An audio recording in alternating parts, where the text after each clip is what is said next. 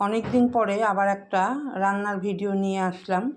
আর এই কদিন সত্যি কথা ভিডিও দেইনি, স্কিপ করে গেছি। তারপরে আমাদের বঙ্গে যে ভোট উৎসব চললো, তো সেইটাই তো আমরা সবাই ব্যস্ত ছিলাম। আর যেদিন থেকে ভোটের অ্যানাউন্সমেন্ট শুরু হয়েছে সেদিন থেকে আমাদের ধ্যান ধারণা ছিল সব কিছু এই ভোটকে কেন্দ্র করে। বিশাল একটা উৎসব হয়ে গেল আমাদের পশ্চিমবাংলায়। এই রকম ভোট এর আগে কোনো দিন হয়নি, কেউ কোনো দিন এইরকম ভোট দেখেনি। ভীষণ এক্সাইটমেন্ট ছিলাম, আমি পার্সোনালি ভীষণ খুশি হয়েছি এই সরকার আসাতে। তো যাই হোক, যেটা বলছিলাম, যখন থেকে অ্যানাউন্সমেন্ট হলো তখন থেকে হয় টিভিতে চোখ, না হয় মোবাইলে।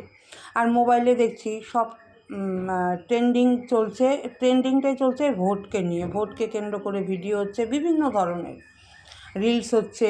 তো তারপরে ভাবলাম যে এইগুলোই তো এখন চলছে, তো আমি না রান্নার ভিডিওটা একটু স্কিপ করেই যাই। আর আমিও নিজেও পার্সোনালি ব্যস্ত ছিলাম। হ্যাঁ, কোথাও মানে মিটিং মিছিলে ব্যস্ত না, ঘরেই এক্সাইটমেন্ট ছিল ভীষণ।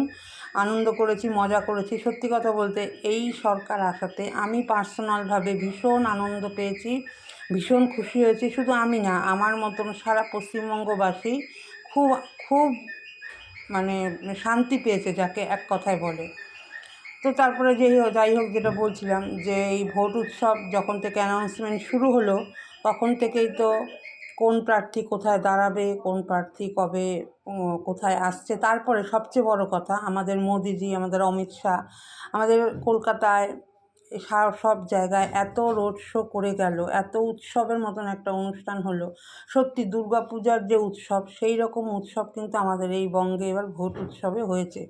তবে দুঃখের বিষয় একটাই, মোদিজি এত কাছাকাছি আসলো, একটা জায়গায় ওনাকে আমি দেখতে যেতে পারলাম না। কোনো না কোনো একটা প্রবলেম চলেই এসছে। তো জানি না কবে ওনাকে একটু দেখতে পারবো, আদতেও কোনোদিনও দেখতে পাবো কি না, এই স্ক্রিনের মধ্যেই যা দেখা। তো যাই হোক, ভেবেছিলাম যে যেদিন শপথ গ্রহণ হলো সেদিন যাব ব্রিগেডে, কিন্তু ওই যাব করে আর যাওয়া হয়নি। এত ভিড়, ঘরে বসেই দেখলাম, এত সুন্দর একটা মুহূর্ত ঘরে বসেই উপভোগ করলাম। তো সত্যি কথা বলতে আমি ভীষণ আনন্দ করেছি, ঘরে একা একাই আনন্দ করেছি। হ্যাঁ, তারপরে রইল গিয়ে আমার মায়ের সাথে আলোচনা, সবার সাথে এই সব বিষয়ে, ভোটের বিষয়ে আলোচনা। তো বললাম না, এই নিয়ে আমিও বেশ 2 মাস ব্যস্ত ছিলাম। 2 মাস ভিডিও একটু স্কিপ করে গেছি, এই আজকে দিচ্ছি কালকে দিচ্ছি এইরকম আর কি। তো রান্না খাওয়া দাওয়া চলছিল, মানে রান্না খাওয়া দাওয়া না করলে তো আর চলবে না। তো ওইটা যেমন মোটামুটি চলছিল, কিন্তু ধ্যান ছিল এই দিকে, মোবাইল আর হচ্ছে টিভির দিকে, এই দিকেই ধ্যান ছিল। তো যাই হোক, ভোট উৎসব হয়ে গেল, ভোট দিলাম।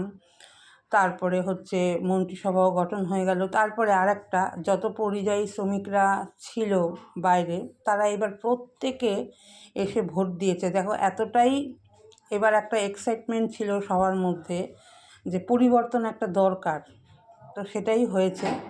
আর তারা এসেও এবার ভোট দিয়েছে। তারা কিন্তু প্রত্যেকবার আসতে পারে না, ইভেন আমার হাজব্যান্ড, এ কিন্তু প্রত্যেকবার ভোটে আসতে পারে না। এইবার মানে এসছে যে না, ভোটটা এবার দেওয়া দরকার, দিয়ে আসি। তো যাই হোক, হাজব্যান্ডও 2 দিন আসলো। বললাম না, সব নিয়ে ভোটের বাজার বেশ গরমাগরম ছিল, প্রচণ্ড গরম ছিল। একেতেই গরম, তার মধ্যে আরও গরম ছিল ভোটের বাজার। তো যাই হোক, সব কিছু হয়ে গেল, বিশাল পরিবর্তন হয়ে গেল, যেটা আমরা পশ্চিমবঙ্গবাসী সবাই চেয়েছিলাম। 99% মানুষই চেয়েছিলাম পরিবর্তনটা হোক। তো হয়ে গেল, মন্ত্রিসভাও গঠন হয়ে গেল। আমাদের যে নতুন মুখ্যমন্ত্রী, উনিও কাজে জয়েন করেছে, আর সাথে যারা মুখ্যমন্ত্রী আছে তারাও সব কাজে জয়েন করেছে। তো ওনাদের মন্ত্রিসভার গঠন হয়ে গেছে, ওনারাও নিজ নিজ কাজে যুক্ত হয়ে গেছে। এবার আমরা যারা আছি তারাও এবার আমরা আমাদের ঘরের কাজে নিযুক্ত হয়ে গেছি, যেটা আমাদের কাজ আর কি, রান্না বান্না, খাওয়া দাওয়া, ঘর মোছা, বাসন মাজা, এই সমস্ত। তো এই সমস্ত কাজে আমরা ব্যস্ত হয়ে গেছি। আর তারপরে দেখো, রোজকারের মতন রান্না বান্না করে নিয়েছি। আর হচ্ছে রুই পোস্ত, এখানে একটু আমের চাটনি, এখানে একটু শশা। চলো, সবকটাই আজকে আমার প্রিয় জিনিস। খাওয়া শুরু করি। মুড়ি ঘন্টটা দিয়ে আগে খাই।